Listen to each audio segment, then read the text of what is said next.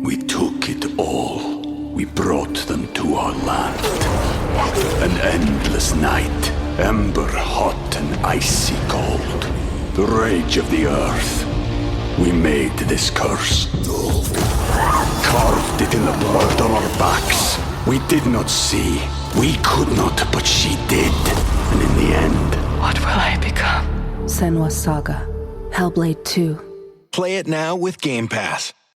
This episode is brought to you by Shopify. Whether you're selling a little or a lot, Shopify helps you do your thing, however you cha-ching. From the launch your online shop stage, all the way to the we just hit 1 million orders stage. No matter what stage you're in, Shopify's there to help you grow. Sign up for a $1 per month trial period at shopify.com/special offer, all lowercase.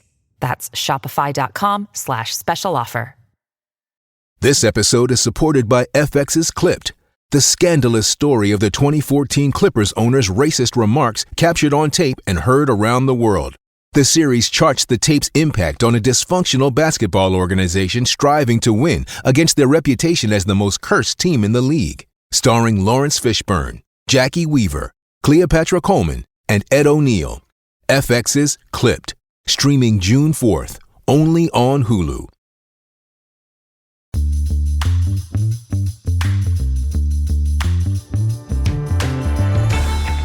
Hey everyone, welcome to this edition of Keep Watch Pass on the It's Not That Bad podcast channel, a proud member of the Pantheon Podcast Network. Now, when I talk about legendary comedic actors, the name Eddie Murphy has to be in the mix.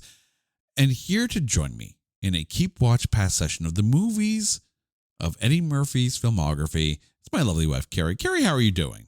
I'm doing great. How are you? I am doing good. Okay, so when I say the name Eddie Murphy to you, what are some of the first things that come to mind?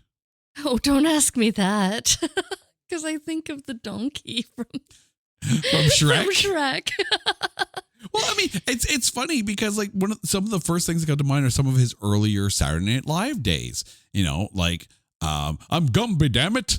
You know, like or Buckwheat. His role as Buckwheat on Saturday Night Live.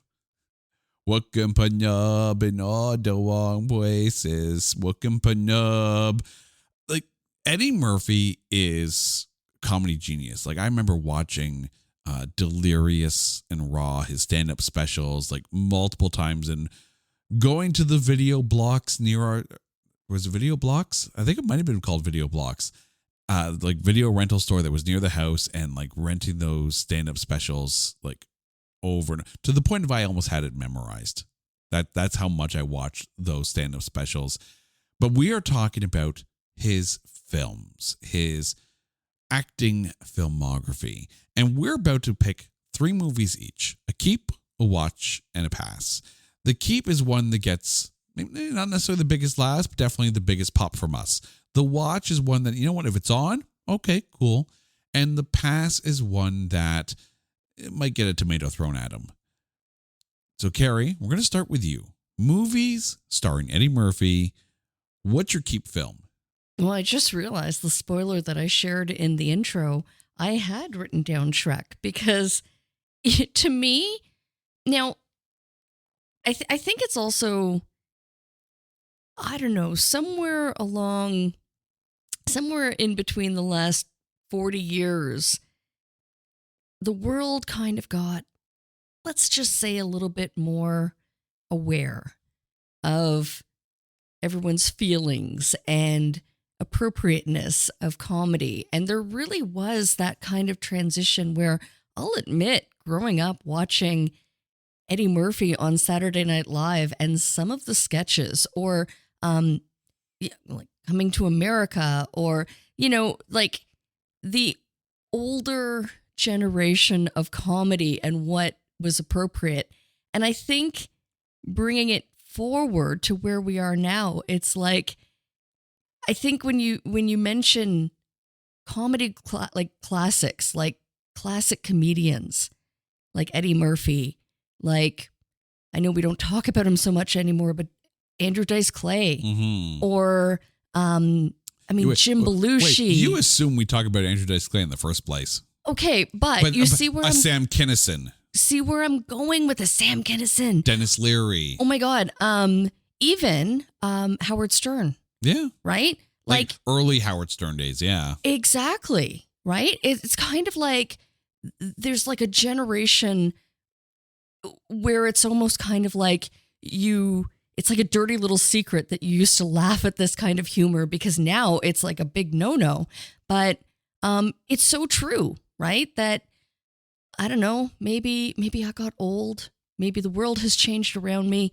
But the comedy from Shrek versus the comedy from old school Saturday Night Live, completely different. Very much so, yes. Different worlds. So, no, admittedly, Shrek was made for kids, though. Okay, but it's easier for me to sit here and say that I love the comedy from Donkey. And you know what, though? Shrek, of all of the comedies, it's a DreamWorks property, so I can't even say Disney. But, yeah. Disney-esque. All of the animation properties that are written both for children, but still have that underlying tonal, like darker comedy or the comedy written for the adults. Yeah. I mean, how many times does The Simpsons do that type of thing? Oh, yeah. So anyway, I think as far as Eddie Murphy and just how he's always so, he's very much the thorn in Shrek's side. Yeah. I mean, you're not wrong. Like the number of films that, we all watched in the 80s, and if you take a look at those films now through the 2024 lens, you sit there and say none of these films would be able to be made today because some of the humor doesn't stand up. And even Eddie Murphy has gone on record saying like some of his stand-up routine from those early delirious and raw days, it definitely doesn't hold a torch. And it wouldn't stand today. If he did that kind of stand-up with that same routine with those same jokes today, he'd be canceled. There's no question about it. Like I remember when we were one night watching Police Academy. The first Police Academy film was on the TV, and it's like, wow, there's so much in here that you could not get away with in a film today. I think that's bull. First of all, I really do. Like, I understand that people's sensibilities and a world consciousness has really changed over the time and over like the past 40, 50 years or whatever. There are certain things where I agree with the idea of putting a disclaimer on it, not necessarily to say, this contains what, I was watching Disney Plus once and flipping through and put on as a lark one of the old Spider-Man and His Amazing Friends cartoons or whatever it was, right? Just for a lark, because I happen to get a kick out of those kind of series. But there was a disclaimer on one of the episodes, and it was the depiction of one of whoever Spider-Man's villain of the week was in that episode, and it had a very, very stereotypical Asian baddie look to it, like the kind of stuff that would end up in like the comics of like the 40s and the 50s. And the disclaimer was like, this was done in a time of different sensibilities or something like that. It was wrong then, it's wrong now. And they didn't change the episode at all. They just said like, yeah, this was, in essence, they're basically saying this passed off as okay back then. It probably shouldn't have, looking back at it, but we're not going to change it. We're not going to take anything. We're not going to edit or censor it. We're just going to let you know that this is an older sensibilities type production. And here it is for all it's worth. It was like the time of Archie Bunker. Oh, absolutely. And an entire generation grew up watching Archie Bunker or even Jackie Gleason, The Honeymooners. Oh my God, yes. But that's the thing, is that is a window into that era's thought process. it doesn't mean that the people who made those shows and movies were bad and evil and racist and whatever, sexist and whatever, right? Or xenophobic or whatever the case was at the time for the comedy or the art that was made at the time. It is a window into that era and what was considered okay at that time. Don't change the art. Maybe put a flag on saying, yeah, this is an 80s film. Take it for what it is. It's an 80s film. It's an 80s stand-up routine. It is an 80s sensibility. And that's okay. Shrek, I think you're right. Shrek definitely hits on all the tonality of great for the kids, a little bit of humor for the parents because they're the ones buying the tickets, so we might as well make it worthy of because there are some kids' films where you bring your kid there because they want to watch it and you're like, oh my God, this is annoying as hell. Shrek was never annoying as hell. Shrek was funny. And yes, Donkey is definitely Eddie Murphy's best voice role for sure. We took it all. We brought them to our land. An endless night, ember hot and icy cold. The rage of the earth. We made this curse. Carved it in the blood on our backs. We did not see. We could not, but she did. And in the end, What will I become? Senua's Saga. Hellblade 2. Play it now with Game Pass. I'm going to go with one of those older 80s movies from Eddie Murphy from my Keep film, and that's Trading Places. It's him, Dan Aykroyd. It's a very early Jamie Lee Curtis performance. Freaking love this film. Freaking love it. And the funny thing, too, is that it's also an 80s dissertation look on class distinction as well, because you have Eddie Murphy who's down on his luck. You've got Dan Aykroyd who's well-to-do, and then they find themselves swapping places where now all of a sudden, Eddie Murphy is in this position that Dan Aykroyd was in, but Eddie Murphy is actually being used by the two guys who are running the stock firm. So it's very, very interesting. But again, there are bits in this film where it was made with an 80s sensibility. Maybe it doesn't translate today, but it's still as funny as hell film. Now we get to my watch film. And again, going back to the 80s, and not necessarily a comedy, but definitely an action, and not necessarily the best script, but I want to write down the 4 words. 4 words. This was my note on this film, okay? I want the knife. The Golden Child.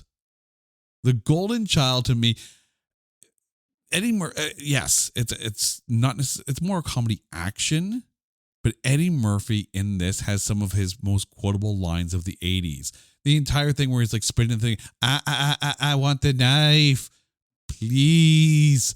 Like, you have to watch it. It's so freaking 80s. The soundtrack is so 80s, but yet I still kind of get a kick out of it. And sometimes it's one of those things where, like, I remember when this came out, I remember watching it, and the soundtrack is so 80s, and oh my God, like if someone ever were to say, describe the 80s in one film, you might point to The Golden Child. It's funny when you said that, all I could think is, I have an ice cream. I'm like, no. I have some ice cream. I have some ice cream. Oh, and again, right? Like you have to really second guess yourself when you think of things like that. It's like, that's really not funny. It's not funny anymore. But anyway, at the time it was. Oh, although that sketch was still funny. But no, The Golden Child, again, there are some sensibilities in there, but I still think if this were on TV, I'd still watch it. All right. What's your watch film? First, movies starring Eddie Murphy. My watch is Daddy Daycare. It's an older Eddie Murphy. It's, he's basically playing against the comedy of he's surrounded by children, and just what can go wrong will go wrong. And, it's just kind of like, it's a fun family film. I've never actually watched that one. I think I've avoided it like the plague. Oh, no? Yeah. Yeah. At no point have you been able to like strap me down and, get the Clockwork Orange toothpicks to hold the eyes open on that one. I'm pretty sure I've watched it when the kids were running around both ankles and, trying to trip me up. And I was just like, I just need a I need a daycare. Oh, so it's therapy for you. Yes. Yeah, it was. This is that film that sits there and goes, "You're not alone. You'll get through this." Exactly. If Eddie Murphy can do it, you can do it too. That should be like, if Eddie Murphy can do this, you can do it too. There you go. All right. So now we get to your pass film for movies starring Eddie Murphy. Well, it's so interesting how we kept drawing back on the difference in time, where this movie came out just a few years ago. And it is, of course, and I think it's actually, it's a look at race, the racism issue. And it is, of course, Jonah Hill's You People, where he falls in love with a young girl and has to become accepted by her family. And there's that racial aspect. And Eddie Murphy is the father that just will not accept that this love between his daughter and Jonah Hill's character, he will not accept it. And I mean, there's points where you kind of don't blame him, I don't know. I watched the movie with an open mind and an open heart. And I really thought, you know what, maybe they're going to make this, maybe it's going to make a statement against interracial couples. And I don't think it quite hit the mark. I think it was still very much like they were trying too hard. Maybe it was that Jonah Hill was in it, and I think he was just trying too hard to become someone else or something that he's not. And it just, again, it kind of left me, again, like I watched it with the intention of, well, maybe this will be eye-opening or heart-opening, and it just wasn't. It just didn't hit the mark on that. And it was actually kind of it still let me feel, I don't know, just, I don't think it landed properly. Yeah, it's one of those things where, and we talked about this when we did our movie starring Bill Murray episode, and movies that are made specifically for streaming services, because this, of course, is a Netflix production, like made for Netflix. Yeah, Eddie Murphy's more recent work, not necessarily on my radar. Now, I haven't seen this film, so I can't really sit there and say, oh, it falls into the made for streaming, must be a bad film kind of context. I will say that it does qualify for it's not that bad, sitting around like the 40-ish% mark. So I'd say that's fair. Okay. I mean, again, where its intentions lied, I just don't think it quite landed the Does it stick the jump. landing? Yeah, thank you. Like something like that. All right. Well, my past film is one that does qualify for it's not that bad. We covered it on It's Not That Bad. Thank you to our good friend Greg over at the Movie Date Night podcast for jumping on and joining for that episode way early on in the initial the embryonic stages of the show, when he came on and we talked about the adventures of Pluto Nash. The only good thing I can say about this film is that it gives me hope that one day someone is going to discover the Stainless Steel Rat series as written by Harry Harrison and turn it into a movie series. Because Pluto Nash, the pieces were there. The pieces were absolutely there, but it fell absolutely flat. The trailer and the utilization of John Cleese in the trailer made that feel like a bait and switch. There's so much, not necessarily wrong with the script, but there's so many loose ends and leaps of faith that you have to take in order to get from point A to point B in this script. Like, it could have been better. It could have been better. But I mean, like, this was a flop. Like, there are movies, like, people will talk about movies that ruin people's careers kind of thing. This is one of those films where Eddie Murphy was on this trajectory, and he was still there. And then all of a sudden, The Adventures of Pluto Nash drops, and it's like thump.